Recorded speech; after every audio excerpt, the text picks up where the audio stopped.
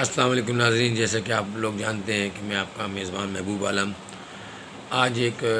یعنی کہ آپ لوگوں کے لیے ایک چیز ایسی لایا ہوں کہ دنیا میں کچھ لوگ ایسے کوئی سب کچھ سمجھتے ہیں، لیکن ایسا نہیں ہے۔ جیسے کہ آپ لوگ اب ایک مثال میں دے رہا ہوں کہ ایک آدمی بیمار ہے، اس کو فالج ہوا ہے اور اس کے پلنگ کے نیچے پیٹی میں 5 لاکھ روپے پڑے ہیں اور اس کو اسپتال لے جانے والا کوئی نہیں ہے، تو اس کا مقصد ہے وہ 5 لاکھ بیکار ہے۔ جب تک اس کو اسپتال لے جانے والا نہیں ہوگا اس کے وہ 5 لاکھ بیکار ہے۔ تو آپ لوگوں سے گزارش ہے، ایک مثال میں آپ لوگوں کو دے رہے ہیں۔ ایک حاجی اسحاق صاحب تھے کسی زمانے میں، بہت پیسے والے تھے، اللہ پاک نے ان کو بہت دیا ہوا تھا، غریبوں کی بہت خدمت کیا کرتے تھے، غریبوں کو مدد کرتے تھے۔ ان کی ایک اولاد تھی، وہ بگڑی ہوئی تھی۔ وہ اپنے بیٹے کو بار بار سمجھاتے تھے، بیٹا کبھی بھی کسی غریب کی ہائے نہ لینا، بدوا نہ لینا۔ بہت دفعہ کہا کرتے تھے، غریبوں کو دھتکار دیتے تھے، ان سے بات صحیح طریقے سے نہیں کرتے تھے، غریب کو مطلب کچھ سمجھتے نہیں تھے۔ ایک دفعہ ایسا ہوا کہ اس کے والد سمجھاتے سمجھاتے یہ کہنے لگے، بیٹا میری ایک وصیت سن لو، جب میرا انتقال ہو تو مجھے نلا دھلانے کے بعد میرے پیروں میں موزے پہنا دیجیے گا۔ تو اس نے کہا، ابو یہ کیا بات ہوئی؟ تو اس نے کہا، بیٹا یہ میری وصیت ہے اور جب میں مروں تو میرے پیروں میں موزے پہنا دی جائے۔ تو اس نے اپنے پاپا کی جو بھی بات تھی اس کو مان لیا، اور اس نے اپنے ایک جو ان کے مینیجر تھے آفس کے اندر، منشی تھے، کوئی بھی تھے، بہرحال جس طرح کے لوگ تھے، تو اس نے ایک لفافے میں ایک خط لکھ کے دیا، بولا یہ میری جب میں مروں نا اس وقت جو ہے نا میرے بیٹے کو اور کچھ لوگوں کو دکھانا۔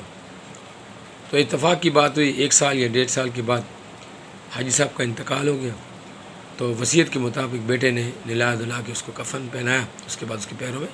جرابیں پہنا دی۔ جرابیں پہنانے کے بعد اس نے جنازہ پڑھنے کے لیے جب گیا تو مولوی صاحب نے منع کر دیا کہ کفن کے علاوہ کوئی چیز بھی یہ نہیں ہو سکتی کہ وہ پہن کے جائیں، کفن ہی پہن کے جائیں گے۔ تو اس نے بعض وہاں سے نہیں تو کسی اور جگہ سے وہ علماء کو بلایا، اس کو بلایا، اس کو بلایا، سب نے منع کر دیا کہ ان کا جنازہ نہیں ہو سکتا، جب تک آپ ان کے جرابیں نہیں اتاریں گے، ان کا انتقال ہو گیا تو ان کا جنازہ نہیں ہو سکتا، صرف کفن پہن کے ہی انسان جا سکتا ہے دنیا سے۔ تو کہنے کا مقصد ہے کہ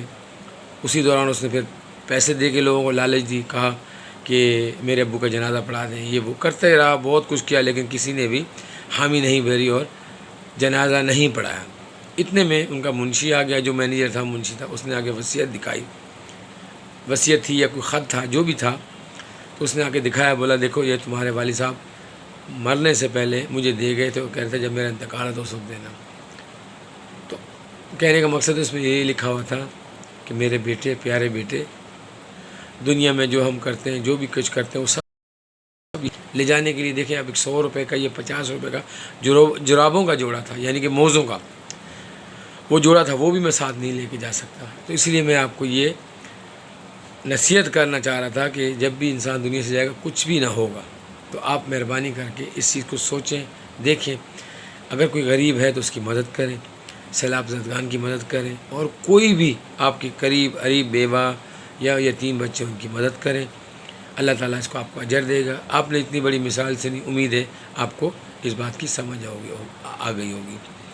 تو کہنے کا مقصد یہی تھا کہ کچھ بھی ہو صدقہ دینا چاہیے، زکوٰۃ دینی چاہیے، اور اپنے قریب اپنے رشتہ داروں میں ایسے لوگوں کو تلاش کرنا چاہیے جو اس کے حقدار ہوں۔ اور دوسرا یہ کہ آپ لوگ تمام دنیا کے جتنے بھی لوگ ہیں سب سے گزارش کی جا رہی ہے،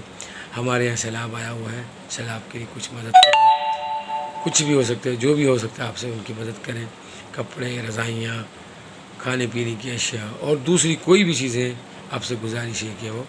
اپنے جو علاقے میں پوائنٹ بنے ہوئے ہیں یا خود جا سکتے ہیں تو وہاں دے دیں، یا اپنے علاقے کے پوائنٹ میں جا کر یہ چیزیں ان لوگوں تک پہنچا دیں۔ اللہ تعالیٰ آپ لوگوں کو اس کا اجر دے گا انشاءاللہ۔ پاکستان زندہ باد۔ السلام علیکم۔